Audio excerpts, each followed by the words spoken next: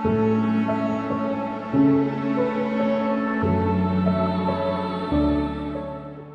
everybody and God bless. So this came to me a while back, but pretty much what it was, let's say for instance, I lived way back when, like the 1400s, right? And I started a tradition in my family.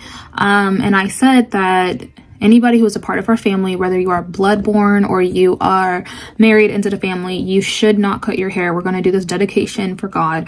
And I just believe, I write this stuff down and I say that I believe we should all make this vow to not cut our hair. This is what I believe. Anybody who's part of this family, you should not cut your hair.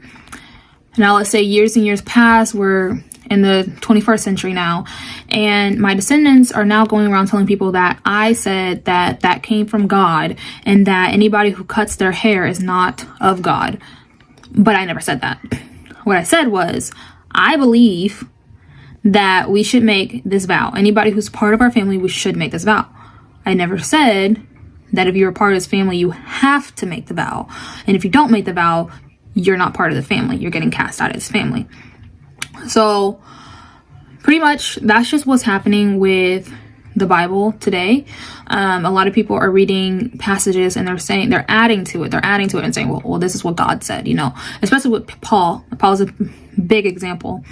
When he said, I suffered it not a woman to teach. He never said that God said that. He even says multiple times that he put his own words into things.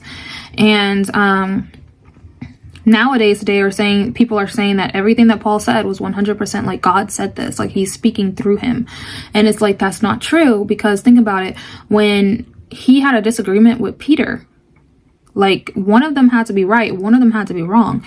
They both were strong men of God. They both were feeding the church, you know, they both were spreading the gospel and things like that. So one of them had to be wrong. And that proves to you right then and there that these men are just men. Just like today, we make mistakes. Sometimes we say things that are not from God. And we will say, like I say a lot of times, I say, I believe. A lot of times in my videos, I say, I believe. I never say that God said this.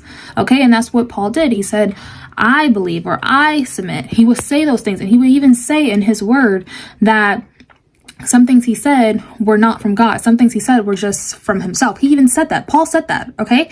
And nobody wants to quote that. But the thing is, that's why you have to be careful when you're reading the word of God. You can't just be like, okay, well, this is 100% like everything. This is what God straight up said. God whispered this into his ear. And if you're not doing it, you're going against God. Now, here's the thing. A lot of times when I deal with people who read the word of God like that, and when they read how Paul said, I submit not a woman to teach, right? And they say that women should not be teaching. You need to understand that when you say that God is saying that women shouldn't be teaching, therefore that is a sin. That is automatically a sin, which means that that woman is on her way to hell. There is no in between. You are saying that if God says a woman should not teach, that means she's on her way to hell. And a lot of times what will happen when men believe that saying, or even there's women who believe that saying, they'll listen to that woman's prophecies, but they won't listen to her teaching. And it's like a little leaven leavens the whole lump. In your head, deep down, you believe that woman's on her way to hell. So how does she have true prophecies of God? You cannot have both. You can't have true prophecies of God on one side, and then all of a sudden you're like, your teachings are not of God. However, they're completely accurate, but since you're a woman, you're sinning, so therefore you're on your way to hell, even though you're teaching the accurate word of God, and you're having prophecies that are coming true. So everything else is right. You're also leading other people to heaven, but you're on your way to hell. Does that make sense? No, it does not. And a lot of times when I deal with people like that, and I give them that common sense, a lot of times they're reprobates anyways, and they'll hit me with that, well, Paul said this and Paul said that, but it's like, but did God say that? And they'd be like, well, God was speaking through Paul. Where is that in the Bible that God was speaking through Paul 24/7? No. Okay.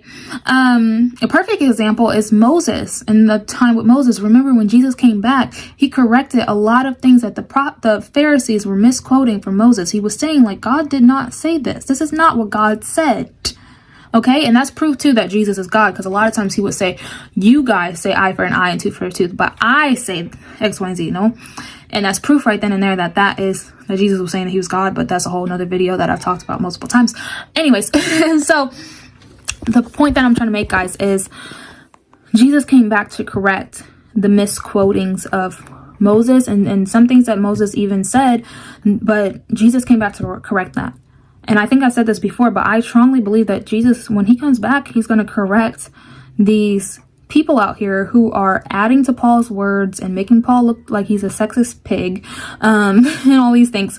I believe that Jesus is going to come back and correct that too. Why?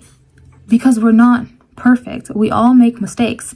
The people who wrote the Bible, they're still men, right? Now, the Bible is not wrong. I pray you guys are not misquoting what I'm saying now. The Bible is right. The Bible is completely right. There's no flaws in the Bible at all. What I'm saying is the interpretation from men who are, and when I say men, I mean men and women, like men as in human.